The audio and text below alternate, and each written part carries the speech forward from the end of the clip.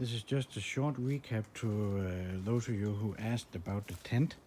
This is actually a sunny tent, but it's a modified one. The only thing that's really left here is the plastic itself. The tent is delivered with glass fiber tent poles, and those tent poles are simply just not good enough. The quality is too low. It's a question of too much powder and no binding agent. The binding agent is probably the expensive part, which meant that the poles they just snapped, and they kept doing this. And I was in contact with Sunny Tent, and they sent me a new set of poles free of charge, no problem. But they also broke, so it didn't really fix any problem. So I took matters into my own hand, and I decided to make some steel poles instead. Well, I'm in Denmark, and when we buy steel by the length, it's 6 meters. So I can't remember now because I did this last year. I can't remember how many, but I remember that I divided those lengths up so that I would get 3 equal length sections for each arc. Those sections were then joined together with a piece of pipe that was just small enough to fit inside of this. I believe this is what is called electrical conduit pipe. It's very thin. It's very thin and it's very light, but it's still strong enough. Of course, it's steel pipe. So I joined these pieces together, as I said, with a smaller piece of pipe inside, and then I used just a center punch. Punched a lot of dents into these pipes, so that works out really well. If you have a welding machine available, then use that by all means. The pipes, then I rolled them or bent them, whatever it's called, along a template that I made of a piece of plywood. Of course, I didn't make a template this big. I just made a piece of section that I drew the line out on the ground, and then I made a template to fit. And it's not perfect, but it's good enough. It's for what this is, and it's good enough. I'll just show you now to keep you interested. This is when I open it. It works like this now.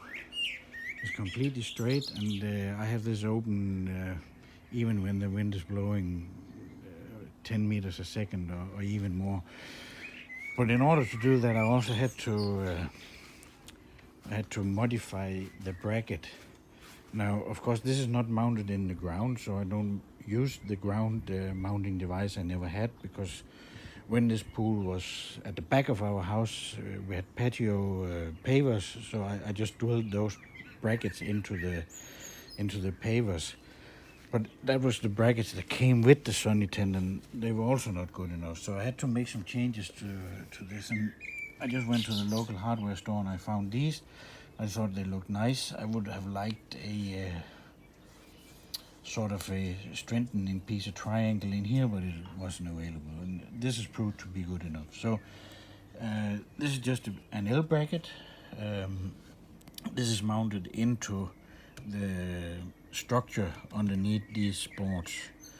I just have a bolt going through, and I have a washer, a nut on both sides just to act as a spacer, and then I have a locking nut on this side.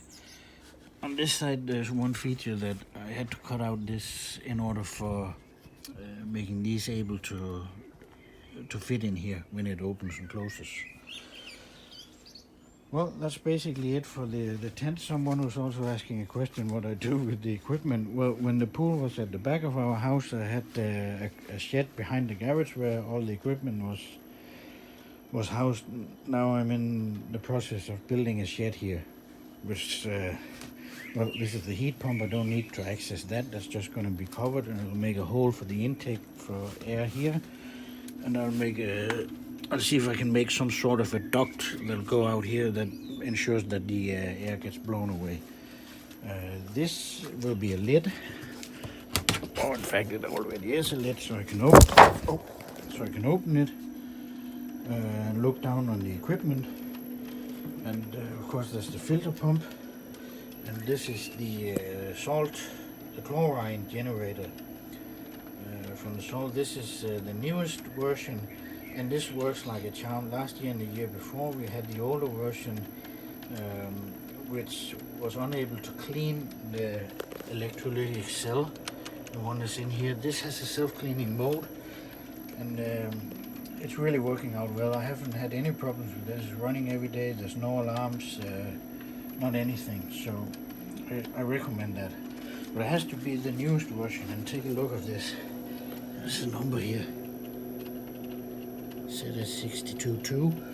It has a large, look out for this, the bottom, the dark gray part is a little bit bigger. They make some with a smaller gray, dark gray part, and that's not the correct one. This one has also got the ozone. And then of course the pump is run out of this inverter, Cleverpool inverter. It is programmable for 4 different time settings. I have this running 24/7.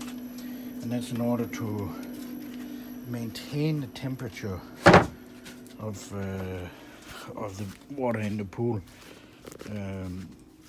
Well, we live in Denmark and it's pretty cold most of the time. So it takes quite a long time to heat up the water. And I don't go swimming unless it's 30 or above. So it's maintaining a temperature of 33 degrees. It actually only kicks in, the heat pump kicks in the middle of the night. Night times are always 10 degrees or maybe 15 degrees if we're lucky. But so it kicks in at the night, during the night time, and then it shuts down again during the morning, as soon as the sun gets out. And that's mainly due to the sunny tent. I have no winds blowing on this. Of course I've got the thermal cover on, but there's no cooling of the water in any way. So that's a great benefit.